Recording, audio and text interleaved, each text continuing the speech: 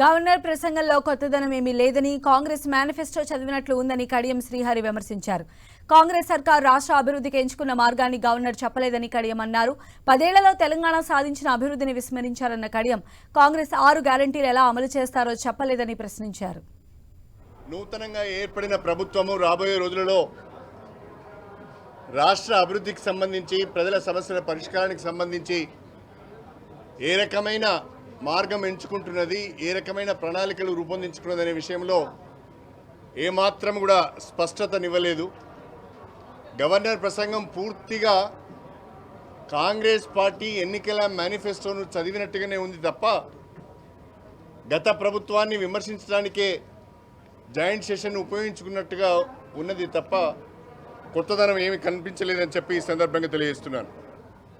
Governor గారు Congress party ప్రకటించిన 6 గ్యారంటీలు గవర్నమెంట్లోకి వచ్చిన తర్వాత ఏ రకంగా అమలు చేయబోతున్నాం, 100 రోజుల్లో అమలు చేస్తామని చెప్పారు. దానికి ఇదమిద్దమైన రోడ్ మ్యాప్ లేదు, దానికి ఇదమిద్దమైన ప్రణాళిక లేదు. అది చెప్పకుండా మిగతా అన్ని విషయాలు చెప్పారు. ప్రభుత్వం యొక్క పాలసీలు సరిగ్గా స్పెల్అవుట్ చేయలేదు. అభివృద్ధికి సంబంధించిన సంక్షేమ కార్యక్రమాల అమలుకు సంబంధించిన రోడ్ మ్యాప్ను కూడా దీంట్లో సరిగా స్పెల్అవుట్ చేయలేదు.